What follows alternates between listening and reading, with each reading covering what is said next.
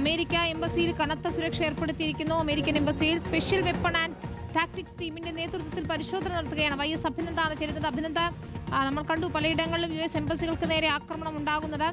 ദില്ലിയിൽ ഇപ്പോൾ സുരക്ഷ കൂട്ടിയിരിക്കുന്നു എന്നാണ് മനസ്സിലാക്കുന്നത്. വിശദാംശങ്ങൾ എന്താണ്? വിനീത, ലോകത്തിന്റെ വിവിധ ഭാഗങ്ങളിലുള്ള അമേരിക്കൻ എംബസിയിലേക്ക് പ്രതിഷേധ പ്രകടനങ്ങളും ആക്രമണങ്ങളും ഒക്കെ ഉണ്ടായിരുന്നു. ഇതിന്റെ പശ്ചാത്തലത്തിലാണ് ദില്ലിയിലെ അമേരിക്കൻ എംബസിയിൽ ഇപ്പോൾ കനത്ത സുരക്ഷ ഏർപ്പെടുത്തിയിരിക്കുന്നത്. സ്പെഷ്യൽ വെപ്പൺ ആൻഡ് ടാക്ടിക്സ് കമാൻഡോയുടെ തന്നെ നേതൃത്വത്തിലുള്ള പരിശോധനകൾ ഇപ്പോൾ പുരോഗമിക്കുകയാണ്. പാരാമിലിറ്ററി ഫോഴ്സുകളുടെ നേതൃത്വത്തിലുള്ള പരിശോധനയും ഒരു ഭാഗത്ത് പുരോഗമിക്കുന്നുണ്ട്.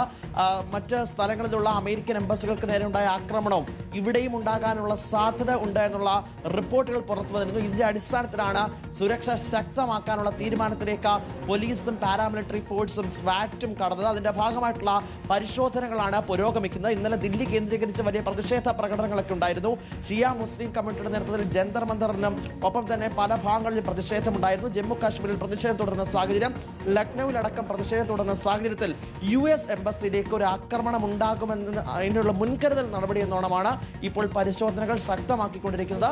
ഇപ്പോഴും പരിശോധനകൾ അവിടെ തുടരുകയാണ്. വിനീത, ശരി, YS അഭിനന്ദ വിശദാംശങ്ങൾ നൽകുകയായിരുന്നു. നമ്മൾ നേരത്തെ പാകിസ്ഥാനിലൊക്കെ കണ്ടു US എംബസിയിൽ വലിയ രീതിയിലുള്ള ആക്രമണം ഉണ്ടായതൊക്കെ കണ്ടു. ഇതിന് പിന്നാലെ ദില്ലിയിൽ ഇപ്പോൾ സുരക്ഷ ശക്തമാക്കിയിരിക്കുന്നതാണ് ഏറ്റവും പുതിയ വിവരങ്ങൾ.